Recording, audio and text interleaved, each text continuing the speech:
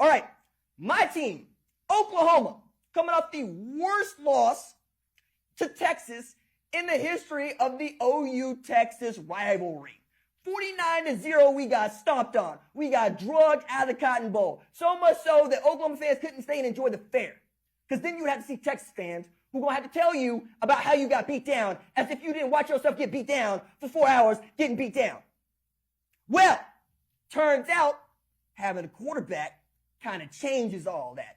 Oklahoma bounces back against number 19 Kansas, feels wild to say. 5-1 Kansas feels wild to say, to stop a mud hole in the Jayhawks and walk it dry. Rock, chalk that up, 52-42. Now this game is closer on paper than it was in the actual viewing, okay?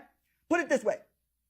After losing 40% of the 2021 roster, after losing 9 out of 10 on the field assistants, not including Cale Gundy, after losing a Heisman contender at quarterback, bringing in a new staff, turning over both your offensive and defensive scheme, Oklahoma starts 3-0. Everybody feels the way that they feel about USC now, about that team then, number 6 in the country. Then 3 straight losses in conference play, okay? Kansas State, rude awakening. Texas Christian, stopping a mud hole, and it turns out they're good. And then Texas. What are you going to do against the Jayhawks? Because Oklahoma had not lost to the Kansas Jayhawks in years. You can't even remember the last time because the 07 year they didn't actually have to play Oklahoma. Also, divisions are bad, guys. We should all do away with divisions. Divisions are bad. Now, that said, Oklahoma jumped out to a 35-14 lead with 2 minutes, 40 seconds left to play in the second quarter. But that wasn't good enough for Oklahoma, and frankly, it wasn't good enough for you. Yeah, RG, we've seen this before. We know you can score. Can you stop people? Turns out, no. Oklahoma still can't stop nobody. And Oklahoma's still going to have to outscore everybody. So in that way, the more things change, the more they stay the same.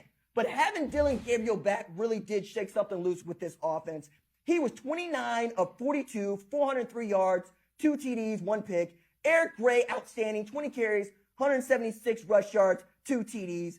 Oklahoma finished with a gaudy 701 yards of total offense, scored 49 points in 3 quarters of football, had a 400-yard passer, a 150-yard rusher, and a 100-yard receiver before the end of the third quarter against the number 19 team in the country. I guess what I'm trying to say is, for all of y'all to hit the panic button, go ahead, hit the panic button.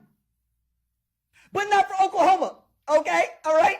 4 and 3. And as I've been telling you, I, as an Oklahoma fan, have not seen a losing season since I was 11 years old. I'm a 35-year-old man. I got a mortgage now. I own a car. You know, I got goddaughters. I got a partner.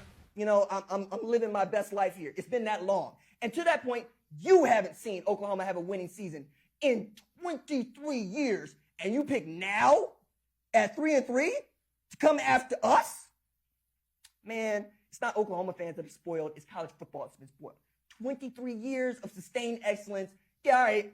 We ain't going to the playoff this year to get our head beat in. I'm sorry. Oh, we're not going to the Big 12 championship. You mean like the other 8 teams in this league? Okay. Everything's fine, going to be fine in Oklahoma. Felt good about this win. I hate that it had to come at the expense of Kansas and Lance Leipold. Really love that program. Really love that man. Just not on days they play Oklahoma. You understand. All right. Thank you for watching the #1 college football show. Please remember to subscribe to the channel and like this video so that you don't miss any of the best college football coverage in America.